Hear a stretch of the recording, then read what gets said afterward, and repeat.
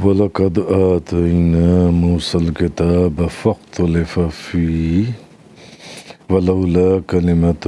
سَبَقَتْ مِنْ رَبِّكَ لَقُضِيَ بَيْنَهُمْ وَإِنَّهُمْ لَفِي شَكٍّ مِّنْهُ مُرِيبٍ وَإِنَّ كُلًّا لَّمَّا يُوَفِّيَنَّهُمْ رَبُّكَ أَعْمَالَهُمْ إِنَّهُ بِمَا يَعْمَلُونَ خَبِيرٌ۔ آج سورہ ہود کی آیت نمبر 110 اور 111 سے بیان ہے۔ اور بے شک ہم نے موسیٰ کو کتاب دی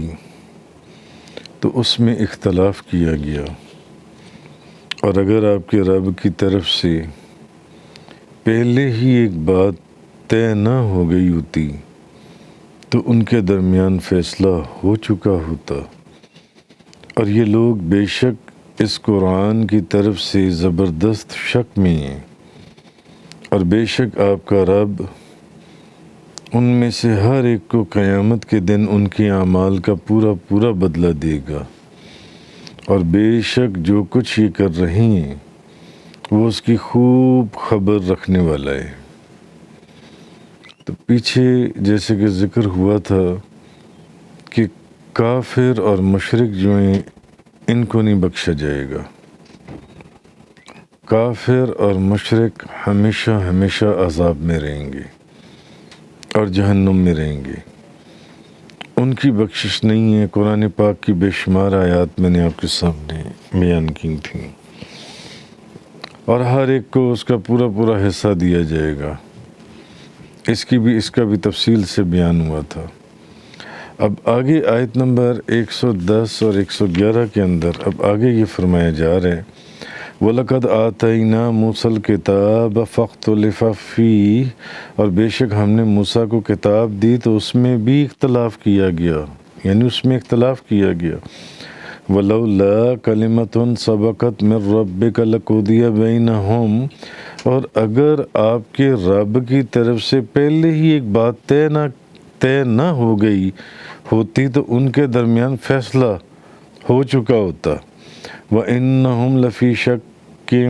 مِّنْهُ مُرِيبٍ، اور یہ لوگ بے شک اس قرآن کی طرف سے زبردست شک میں ہیں۔ ایک مثال قائم کی جا رہی ہے، وَإِنَّ كُلًّا لَّمَّا يُوَفِّيَنَّهُمْ رَبُّكَ أَعْمَالَهُمْ، اور بے شک آپ کا رب ان میں سے ہر ایک کو قیامت کے دن ان کے اعمال کا پورا پورا بدلہ دے گا۔ إِنَّهُ بِمَا يَعْمَلُونَ خَبِيرٌ، اور بے شک جو کچھ یہ کر رہے ہیں وہ اس کی خوب خبر رکھنے والا ہے۔ اب اصل میں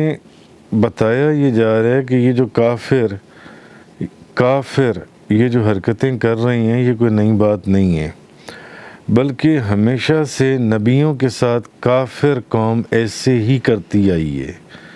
پہلے نبیوں کے ساتھ بھی جو کافر لوگ تھے وہ ایسا ہی کیا کرتے تھے جو ان سے۔ تو اللہ تعالیٰ نے ایک مثال بیان کی کہ اللہ تعالیٰ نے حضرت موسیٰ علیہ السلام پر تورات نازل فرمائی، تو ان کی قوم نے بھی اس میں اختلاف کیا۔ جب اللہ نے تورات نازل کی حضرت موسیٰ علیہ السلام پر تو ان کی قوم نے بھی اختلاف کیا، بعض تو اس پر ایمان لے آئے اور بعض انکار کے اوپر ڈٹے رہے۔ اصل میں یہ مخلوق کا شروع سے ہی ایسا طریقہ چلتا آ رہا ہے، محبوب یہ کوئی نئی بات نہیں ہے، یہ جو کافر یہاں پر کر رہے ہیں، مشرک یہاں پر کر رہے ہیں۔ جب ہم نے حضرت موسیٰ علیہ السلام، تو آپ نے قرآن کے اندر ایک بات دیکھی کہ اللہ تعالیٰ جگہ جگہ پچھلی اور پرانی مثالیں بیان کر کر سمجھاتا ہے اور بتاتا ہے۔ تو محبوب یہ کوئی ایسی بات نہیں، جب پہلے بھی ہم نے کتاب نازل کی تھی تورات حضرت موسیٰ علیہ السلام پر تو ان کی بھی قوم نے یہی کیا تھا، وہاں پر بھی لوگوں نے یہی کیا تھا، کچھ تو اس پر ایمان لے آئے تھے اور کچھ اس پر ایمان نہیں لائے، اور وہ ڈٹے رہے کہ نہیں یہ اللہ کی کتاب نہیں ہے۔ تو گو کہ کفار مکہ جو ہیں، اب جو مکہ کے کافر ہیں، تو وہ بھی اپنے اس جرم کی وجہ سے اسی سزا اور وہی جو وہاں سزا دی گئی ہے اسی طرح کے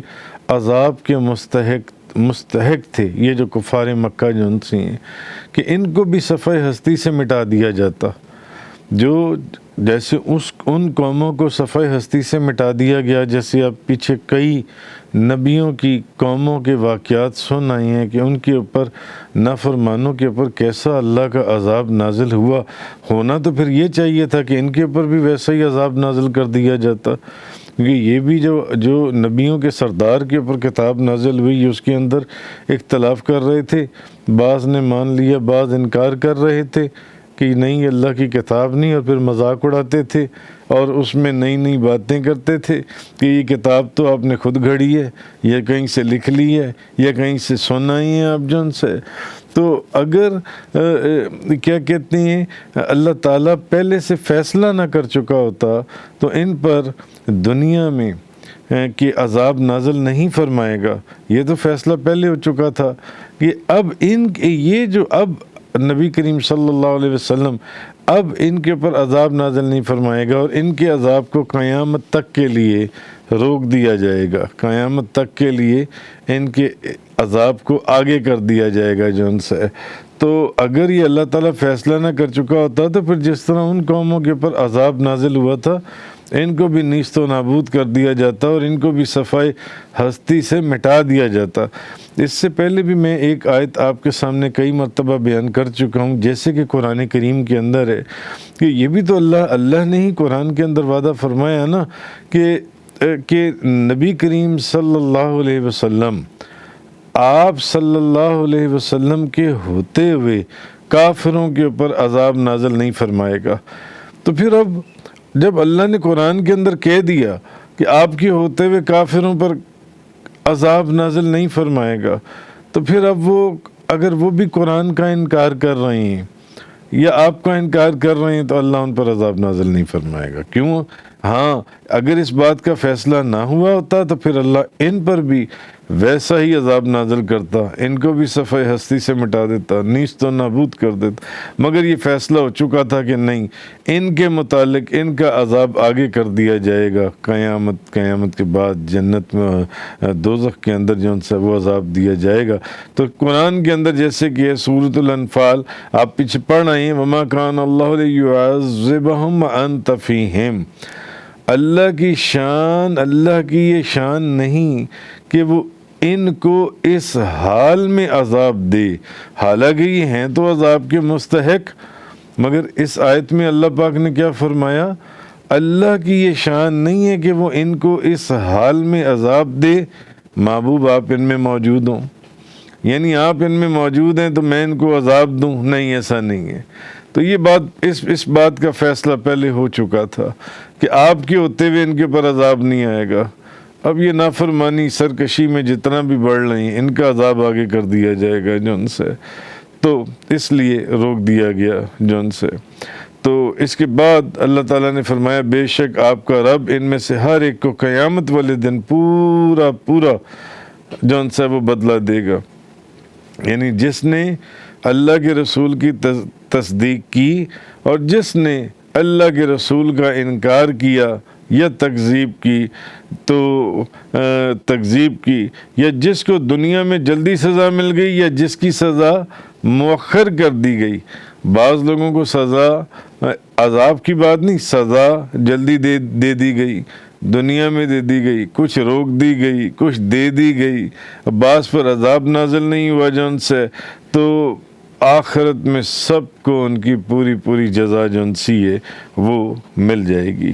آگے فرمایا آیت نمبر 112 کے اندر اللہ تبارک و تعالیٰ نے فَاسْتَقِمْ كَمَا أُمِرْتَ وَمَنْ تَابَ مَعَكَ وَلَا تَطْغَوْا إِنَّهُ بِمَا تَعْمَلُونَ بَصِيرٌ، پس آپ اسی طرح قائم رہیں جس طرح آپ کو حکم دیا گیا ہے، اور وہ لوگ بھی جنہوں نے آپ کے ساتھ اللہ کی طرف رجوع کیا، اور اے لوگو تم سرکشی نہ کرنا، بے شک تم جو کچھ کر رہے ہو وہ اس کو خوب دیکھنے والا ہے اللہ تعالیٰ۔ آپ اسی طرح قائم رہیں، جس طرح آپ کو حکم دیا گیا ہے، اور وہ لوگ بھی جنہوں نے آپ کے ساتھ اللہ کی طرف رجوع کیا، آپ اسی طرح قائم رہیں۔ اور آگے فرمایا، اور اے لوگو تم سرکشی نہ کرنا۔ یہ لوگوں کو اس میں مخاطب کیا گیا ہے۔ بے شک تم جو کچھ کر رہے ہو وہ اس کو خوب دیکھنے والا ہے جو ان سے۔ تو یہ جو ہے اور تم سرکشی نہ کرنا، اس کو بعض مفسرین وہ صحابہ کرام اور نبی کریم صلی اللہ علیہ وسلم انہوں نے اس میں ساروں کو اس خطاب کے اندر داخل فرما لیا ہے، معاذ اللہ استغفر اللہ من ذالک، مگر اصل چیز یہ ہے کہ یہ لوگوں کو خطاب ہے، سرکشی عام لوگوں کو خطاب ہے جن سے۔ تو بس تم آپ اسی طرح قائم رہیں جس طرح آپ کو حکم دیا گیا، اور وہ لوگ بھی جنہوں نے آپ کے ساتھ اللہ کی طرف رجوع کیا جن سے۔ تو اب حضرت سفیان بن عبداللہ ثقفی رضی اللہ تعالیٰ عنہ بیان کرتی ہیں، میں نے عرض کیا، میں نے کہا یا رسول اللہ، مجھے اسلام کے متعلق کوئی ایسی بات بتائیں کہ میں آپ کے بعد پھر کسی اور سے سوال نہ کروں۔ یا رسول اللہ، صحابی رسول تھے، حضور سے پوچھا یا رسول اللہ مجھے اسلام کے متعلق کوئی ایسی بات بتائیں کہ میں آپ کے بعد پھر اور کسی سے کوئی سوال نہ کروں۔ تو نبی کریم صلی اللہ علیہ وسلم آپ نے فرمایا کہ تم کہو میں اللہ پر ایمان لایا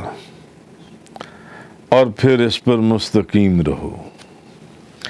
اب اس صحابی نے جب پوچھا نا، اس نے کہا کہ یا رسول اللہ اسلام کے متعلق کوئی ایسی بات بتائیں کہ پھر میں کسی اور سے اس کے متعلق کوئی سوال نہ کروں، ایسی بات بتا دیں کہ مجھے میری کوئی جو کیوریوسٹی ہے میں پھر اس کے متعلق کوئی اور سوال کسی اور سے نہ کروں۔ حضور نے فرمایا بس تم یہ کہو کہ میں اللہ پر ایمان لایا اور پھر اس پر قائم ہو جاؤ، مستقیم رہو اس کے اوپر۔ اب اگر آپ غور کریں تو جملہ بڑا چھوٹا سا ہے، مگر نبی کریم صلی اللہ علیہ وسلم اللہ کے محبوب نے اس کے اندر سمندر کو سمو دیا جن سے۔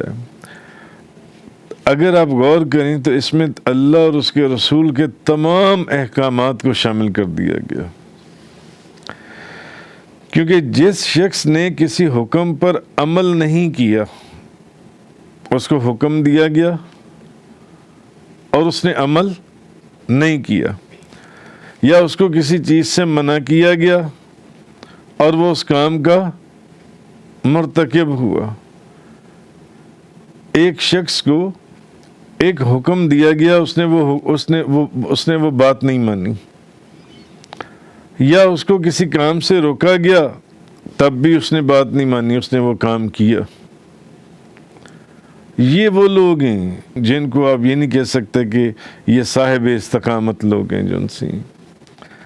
تو وہ استقامت سے خارج ہو گیا، یہاں تک کہ وہ اس تقصیر پر توبہ کرے۔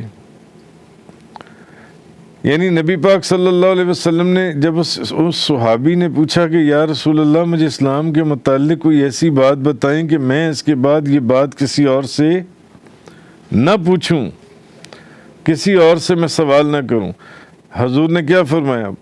سننے میں آپ کو بڑا آسان سا لگ رہا ہے، اللہ پر تم کہو میں اللہ پر ایمان لایا اور پھر اس پر قائم ہو جاؤ، اس پر مستقیم ہو جاؤ، اس پر مستقیم ہو جاؤ۔ اب اس کے اندر تمام اس چھوٹے سے جملے کے اندر سمندر موجود ہے۔ اگر کوئی بندہ اس بات کو سمجھے اور اس کو صحیح سمجھا تو علماء نے سمجھا، علماء سے اوپر اولیاء نے سمجھا کہ تم یہ کہو کہ میں اللہ پر ایمان لایا اور اس پر تم قائم ہو جاؤ، تم اس پر مستقیم رہو۔ اچھا مجھے ایک بات بتائیں، اب جس چیز کا حکم دیا گیا کہ تم یہ کام کرو اور وہ بندہ وہ کام نہ کرے اور جس چیز سے روکا گیا، حکم دیا گیا کہ سچ بولنا ہے، وہ بندہ سچ نہ بولے، حکم دیا گیا کہ جھوٹ نہیں بولنا اور وہ بندہ جھوٹ بولے، تو کیا وہ استقامت کے اوپر قائم ہے؟ وہ استقامت سے خارج ہے، وہ استقامت سے خارج ہے۔ لوگ قرآن اور حدیث کو چھوڑ کر ڈائریکٹ تصوف کی طرف جانے کی کوشش کرتی ہیں، حالانکہ تصوف تو کرکس ہی قرآن اور حدیث کا ہے۔ جس شخص کو منع کہا گیا یہ کام کرنا ہے، سچ بولنا ہے، وہ پھر بھی جھوٹ بولے، ایک مثال دے رہا ہوں، اور جس کام سے روکا گیا کہ جھوٹ نہیں بولنا، وہ پھر بھی جھوٹ بولے، تو وہ استقامت سے خارج ہے، خارج۔ مفسرین نے فرمایا وہ استقامت سے خارج ہے جن سے، یہاں تک کہ وہ توبہ کرے اپنی ان غلطیوں کے اوپر۔ مگر بات سمجھ میں آ گئی کہ استقامت جو حضور نے فرمایا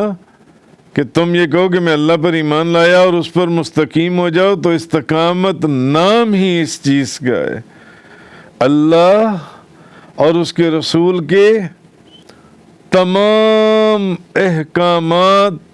کے اوپر عمل کرنا، صرف قبول نہیں کرنا بلکہ اس کے اوپر عمل کرنا، جس چیز کا حکم دیا گیا ہے اس کو کرنا ہے، اور جس چیز سے روک دیا گیا ہے اس سے رک جانا ہے۔ ان الذین قالوا ربنا اللہ ثم استقاموا، جن لوگوں نے کہا ہمارا رب اللہ ہے پھر وہ اس پر مستقیم رہے۔ دیکھو قرآن اور حدیث کے اندر کتنی ریزمبلنس ہے آپس میں، کتنی ریزمبلنس۔ یعنی جو لوگ اللہ کی توحید پر ایمان لائے پھر اس پر ڈٹ گئے اور انہوں نے اللہ کی عبادت اور اس کی اطاعت کو اپنے پر لازم کر لیا اور تا حیات اس پر کاربند رہے، جن لوگوں نے کہا کہ ہمارا رب اللہ ہے پھر وہ اس پر مستقیم۔ ظاہر ہے جب آپ نے کہہ دیا کہ میں اللہ پر ایمان لایا اور ایمان لانے کے بعد آپ نے جھوٹ بھی بولا، آپ نے نماز بھی نہیں پڑھی، آپ نے نمازوں کو چھوڑا، اس کا مطلب ہے آپ استقامت کے سرکل میں نہیں آتے، آپ صاحب استقامت نہیں ہو، آپ اس استقامت کے سرکل میں سے خارج کر دیے گئے ہو، خارج۔ بہرحال شبلی نے کہا کہ استقامت یہ ہے کہ قیامت ہر وقت تمہارے پیش نظر رہے، اور جب قیامت ہر وقت آنکھوں کے سامنے رہے گی نا تو پھر نماز قضا نہیں ہوگی، پھر بندہ جھوٹ نہیں بولے گا، پھر بندہ حرام نہیں کھائے گا، پھر بندہ، اب یہ بزرگوں کی اپنی انٹرپریٹیشنز ہیں، انہوں نے کہا کہ استقامت یہ ہے کہ قیامت ہر وقت تمہارے پیش نظر ہے۔ قرآن اور حدیث سے جو استقامت کے اصل معنی تھے وہ تو میں نے آپ کو پہلے سمجھا دیے، اب یہ بزرگوں کی اپنی اپنی انٹرپریٹیشنز ہیں۔ انہوں نے کہا استقامت یہ ہے کہ قیامت ہر وقت تمہارے پیش نظر رہے۔ میرے ذہن میں یہ بات آتی ہے اس لیے کہ جس بندے کو پتہ ہوگا کہ قیامت قائم ہونی ہے، ہم سب نے وہاں اکٹھے ہونا ہے اور ہم نے کسی کے سامنے پیش ہونا ہے اور سوال اور جواب ہونا ہے، وہاں پوچھا جائے گا کہ اس چیز کا حکم دیا تھا تم نے عمل نہیں کیا، اس چیز سے منع کیا گیا تھا کہ جھوٹ نہیں بولنا، تم پھر بھی جھوٹ بولتے تھے۔ اس وقت کو اگر ہم سمجھ جائیں گے تو پھر اس کا مطلب ہے کہ ہم نے اللہ کو تسلیم کر لیا۔ لیکن اگر ہم یہ کہیں کہ یا اللہ ہم اللہ کے اوپر ایمان لائے، ہم تیرے اوپر ایمان لائے، مگر جو وہ حکم کر رہے نہ تو اس کو ماننا ہی، اور جس چیز سے وہ روک رہے نہ ہم اس سے رک رہے ہیں، ہم بس نام کے مسلمان ہیں، استقامت کے دائرے سے ہم باہر نکال دیے جائیں گے، خارج کر دیے جائیں گے جو ان سے۔ اور بعض نے یہ کہا کہ استقامت یہ ہے کہ سستی کو ترک کر دو، کہ سستی کو چھوڑ دو۔ بڑی لمبی اس کی مختلف علماء اولیاء نے استقامت کے اوپر اپنی اپنی جون سی یہ تعریفیں بیان کی ہیں. ہم نے کتابوں میں ایک واقعہ پڑھا ہے، غالباً ایسا ہی واقعہ خواجہ جنید بغدادی رحمۃ اللہ علیہ کا ہے، اور ایسا ہی واقعہ حضور سید الاولیاء پیران پیر شیخ عبد القادر جیلانی رضی اللہ تعالیٰ عنہ آپ کا بھی ایسا ہی واقعہ آتا ہے کہ آپ کی خانقاہ کے اوپر ایک بندہ آ گیا، اس نے آ کے وہ آپ بہت دن آپ کے پاس بیٹھا رہا. غالباً 40 دن جب گزر گئے تو وہ اپنا بوریا بستر اٹھا کر جا رہا، تو آپ نے اس کو بلایا. آپ نے کہا بات سنو. حضور غوث اعظم شیخ عبد القادر جیلانی نے آپ نے فرمایا تم آئے، تم نے کوئی بات نہیں کی، یعنی تم 30-40 دن یہاں پہ رہے اور پھر اب تم اٹھ کر یہاں سے جا رہی ہو، تو تم کس لیے یعنی آئے تھے؟ اس نے کہا اصل میں نے تو سنا تھا کہ یہاں اس خانقاہ کے اوپر ایک بہت بڑے بزرگ ہیں اور صاحب کرامت ہیں، قدم قدم کے اوپر ان کی کرامت ظاہر ہوتی ہے، تو میں اس وجہ سے کہ لوگوں سے آپ کا بڑا سنا تھا تو میں نے سوچا کہ میں آپ کی زیارت کرتا ہوں، آپ کو میں بھی چل کر آپ کی کوئی کرامت دیکھوں. تو انہوں نے کہا پھر تم نے کوئی کرامت دیکھی؟ اس نے کہا نہیں، میں نے آپ کی کوئی کرامت نہیں دیکھی. کیونکہ آج لوگوں کا کانسیپٹ یہ ہے کہ کرامت یہ ہے کہ آپ ہوا میں اڑ کے دکھا دیں، آپ غیب کی جو اللہ نے نبیوں کو اور ولیوں کو اللہ نے جو غیب کا علم عطا فرمایا، کوئی غیب کی خبر بتا دیں تو یہ بہت بڑے اللہ کے ولی ہیں. غیب کی خبر نہ بتائیں، آپ کے دل کا حال بتا دیں تو یہ بہت بڑے اللہ کے ولی ہیں. دل کا حال نہ بتائیں یا وہ اپاہج ہے تو اس کو 1 سیکنڈ میں اٹھ کر کھڑا کر دیں بغیر دوائی کے، بغیر کسی اور چیز. لوگوں کا اس کرامت کے متعلق لوگوں کو کرامت کے متعلق لوگوں کا جو خیال ہے یا جو ان کا جو سوچ ہے وہ غلط ہے. حضور غوث اعظم نے فرمایا کہ تم اتنے دن رہے، تم آئے، تم نے کہا، اس نے کہا میں نے سوچا تھا کہ لوگوں سے سنا تھا کہ آپ کی بڑی کرامتیں ظاہر ہوتی ہیں، مگر مجھے تو آپ کی کوئی کرامت نظر ہی نہیں آئی. انہوں نے پوچھا پھر کرامت؟ انہوں نے کہا مجھے تو آپ کی کوئی کرامت نظر نہیں آئی. حضور غوث اعظم شیخ عبد القادر جیلانی رضی اللہ تعالی عنہ آپ نے اس نوجوان سے پوچھا اچھا تم مجھے یہ بتاؤ، تم 40 دن میرے پاس رہے، تم نے مجھے کوئی ایک کام بھی اللہ اور اس کے رسول کے احکامات کے خلاف کرتے ہوئے دیکھا؟ یا میرا کوئی ایک کام جو اللہ کے احکامات، جو ہزاروں احکامات قرآن اور اللہ کے رسول کے جو حدیث میں آئے، تم نے مجھے کوئی ایک کام بھی اللہ اور اس کے رسول کے احکامات یا سنت کے خلاف کرتے ہوئے دیکھا؟ اس نے کہا نہیں. آپ نے فرمایا تم نے میرے ساتھ نشست رکھی، نشست و برخاست کی، کھائے پیے اٹھے بیٹھے، تم نے 40 دن مجھے دیکھا، کوئی ایک کام تم نے ایسا دیکھا ہو کہ میں نے کوئی سنت کے خلاف کیا ہو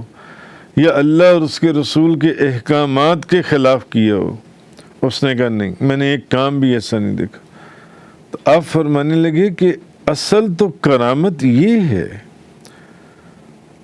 اصل کرامت یہ ہے، جس کرامت کو تم مانگتے ہو وہ کرامت نہیں ہے.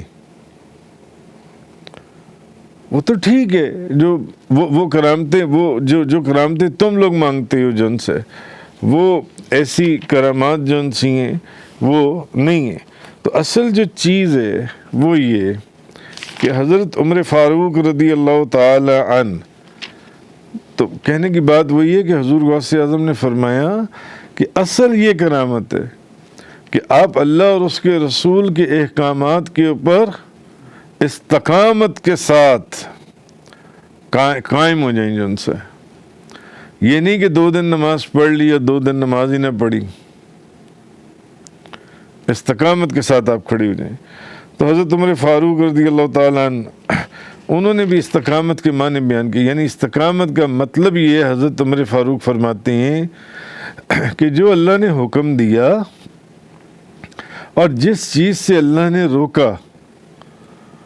ثابت قدمی کے ساتھ بس اس کے اوپر قائم ہو جائے. جس چیز کا اللہ نے حکم دیا اس پر قائم ہو جائے،